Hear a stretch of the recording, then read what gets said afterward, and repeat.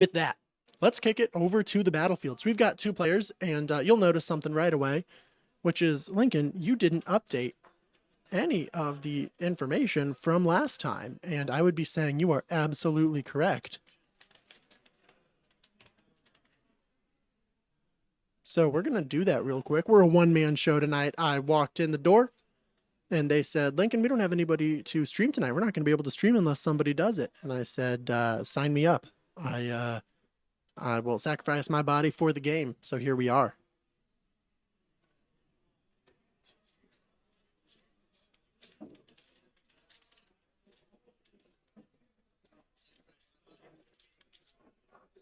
We're going to call Tony's deck Homebrew for now, until we get a little bit of a better idea of what is going on out there.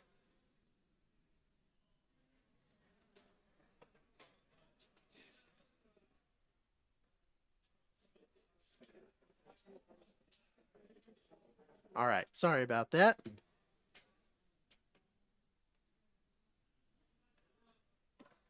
All right, let's see what these players have got going on. So Matt's kind of best case scenarioing already. He is on the play, and turn one, he faithless looting to put an Oculus into the bin. He turn two, unearthed it out.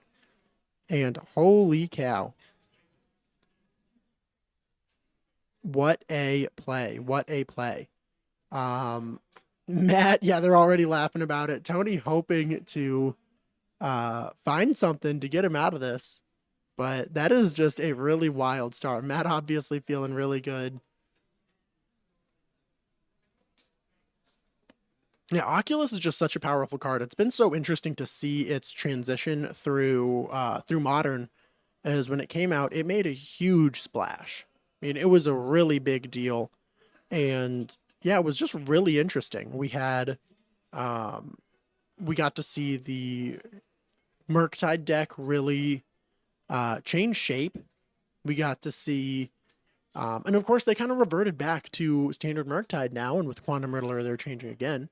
But we got to see the eyeball try and make a home in a lot of places, and now it's really finding a place in this Grixis Reanimator shell, which is getting pretty popular. It's running this kind of Psychic Frog package, but Archon of Cruelties with a set of Persists and Unearths.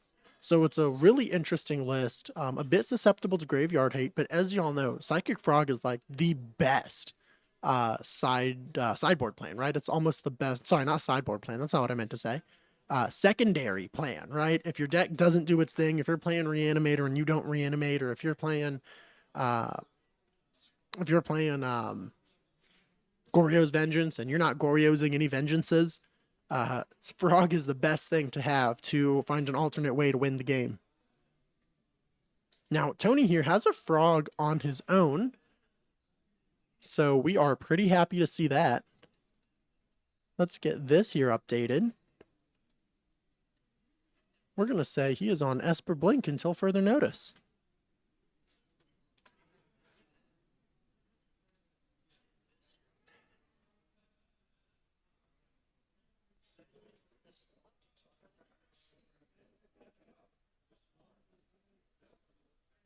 All right, Matt's got an Oculus on the table. He's got a Frog. He's got another Oculus. Matt, poor Tony. Poor Tony is just not having a good time. Matt, of course, is having the time of his life. Matt is just busting a gut over there, having a good time. And honestly, that was about best case scenario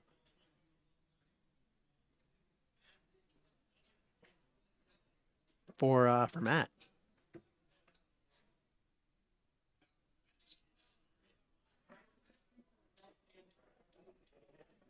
Well, let's see what Tony's thinking. Tony also, Tony seems to be on a very similar deck here. I'm seeing an eyeball in his hand, which he will feed to the Frog. Absolutely love seeing players have a good time like this. That's always what we want to see. Having fun, playing Magic with each other. That's what we're all here for. Now, these decks are very similar, which is really interesting with that Oculus. Now, the Oculus having the -1/-1 counter on it from Persist actually really matters right now. Because it cannot trade with Matt's eyeballs. All right. Tony has got his Manifest Dread down. Then they ask me, why are you playing Tron? Look at this deck. Absolutely, River of Tears. Sometimes you just need that good old Kozilek's command, some Devourer of Destinies, some Ugins to clean up these eyeballs that you're seeing. And I hate to say it for Tony, but this is looking really, really uncomfortable. I mean, 11 isn't necessarily a super particularly low life total. In the context of what they have going on right now, it is very low. With these 2 eyeballs plus Frog and 3 Manifest Dread bodies, who knows what could be under there?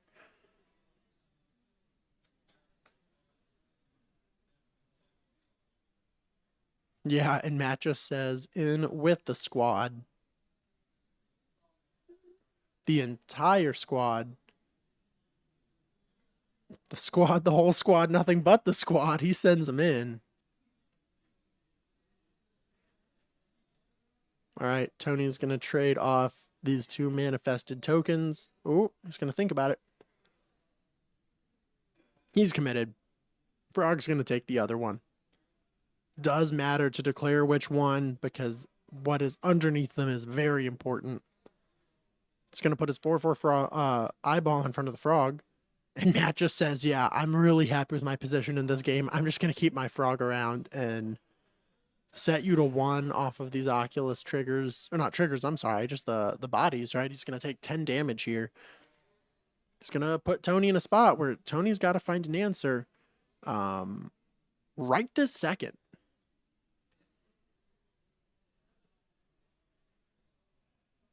And let's see what the plan is.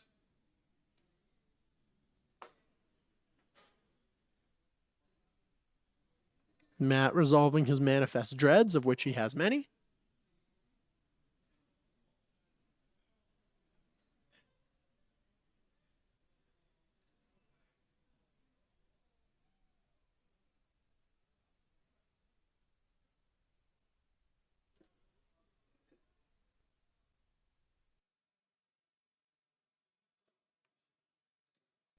Yeah, they're gonna go to game 2. I don't think anybody's too surprised about that. Matt really just had about the best start you could ask for.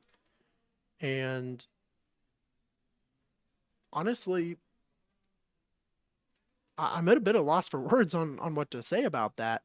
It's always really great to see decks perform at the top end. Assuming you're the individual playing the deck that's at the top end, doesn't always feel great to be sitting across from them. But what I think is really important here is Matt's deck is one of those they can just absolutely high roll. Before you know it, can come out swinging.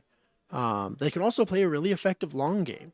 But, I mean, like we saw there was very difficult. Any deck would have had a difficult time coming back against what Matt just did. So that's got to have Tony feeling really, really uncomfortable about how this has gone. And let's see what his plan is for taking back game 2.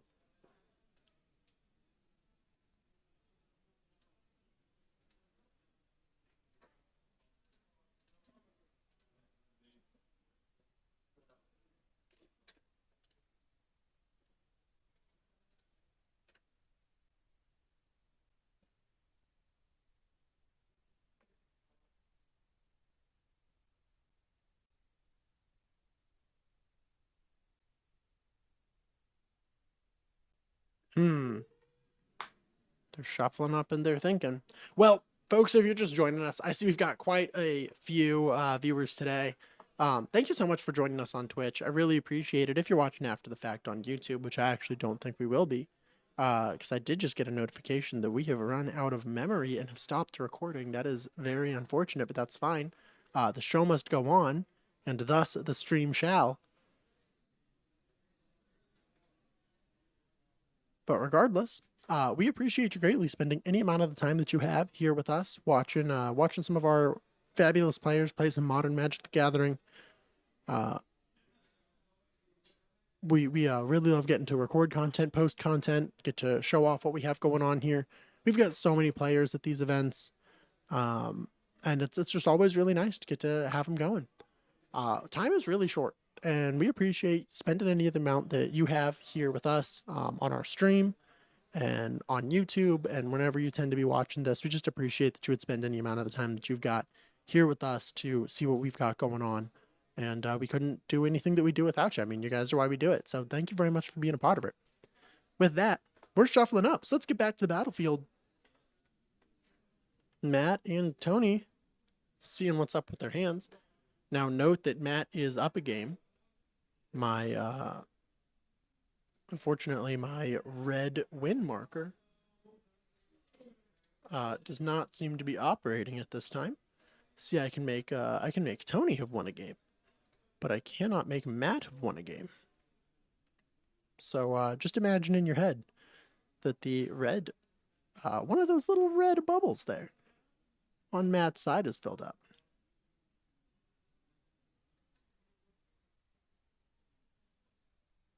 So we got some surveil action going on.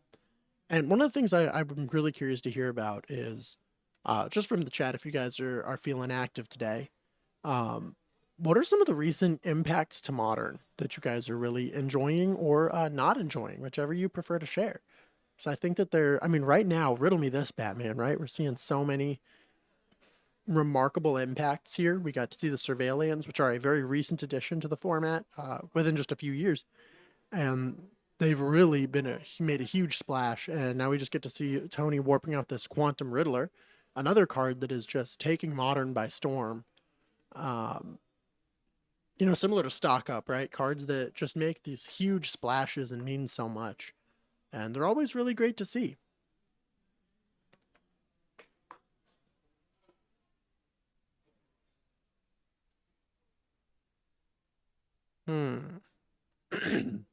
Oh dear.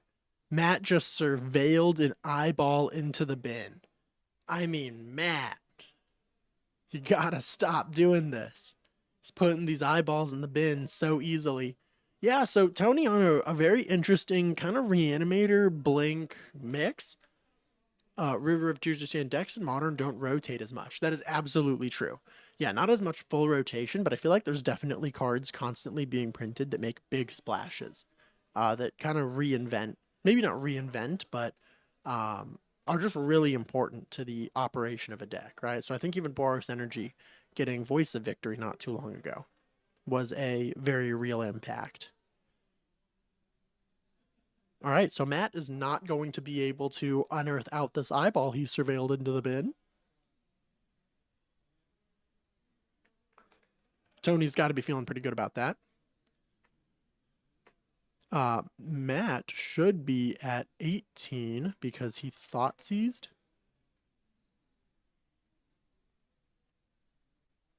Well, when in doubt, refer to the player's life totals.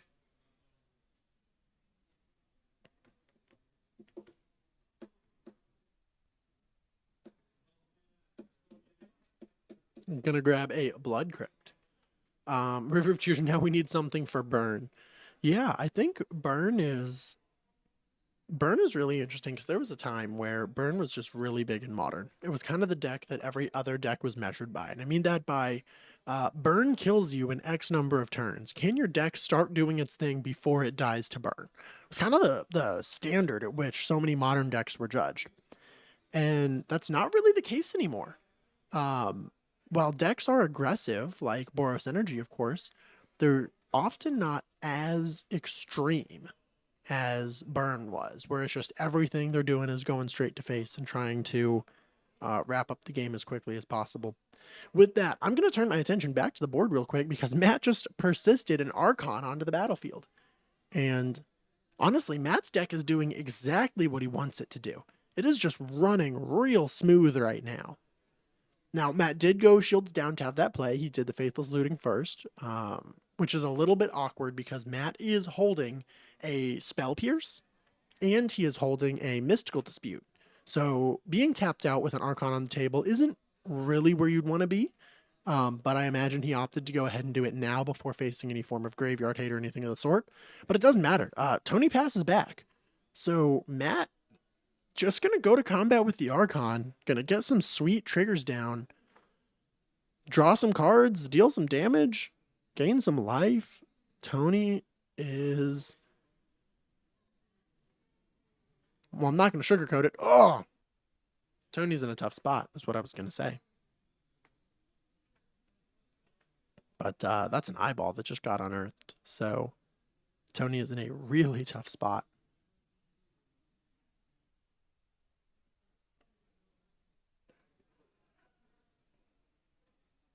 Yeah, I'm with you, River of Tears. Matt's deck is just high rolling. I mean, he is doing exactly what he wants to do.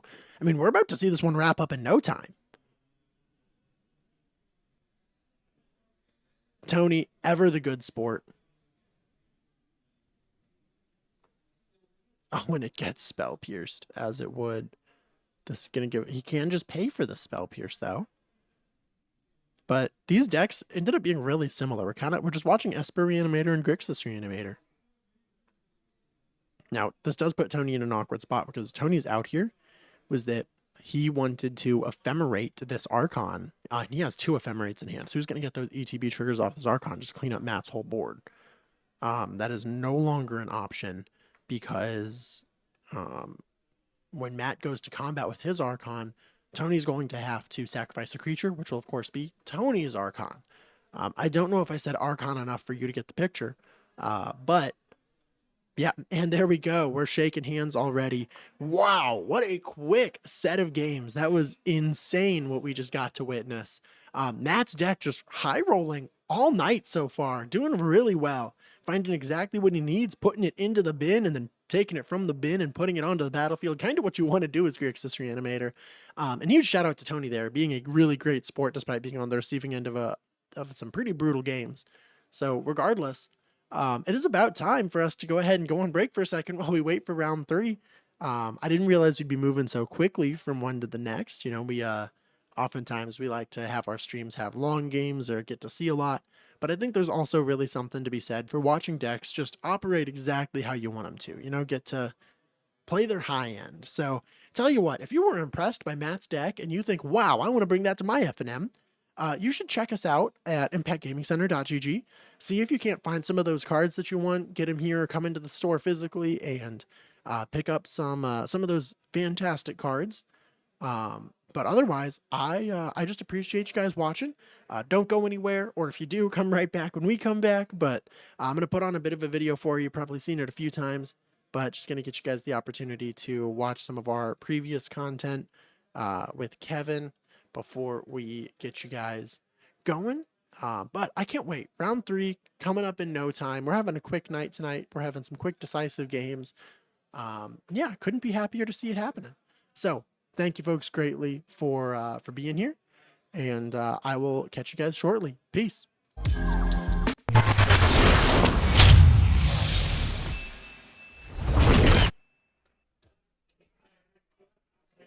What's up, everyone, and welcome back to the channel. Alex here. We are live and in living color with round number 1 of our Modern FNM. Thank you all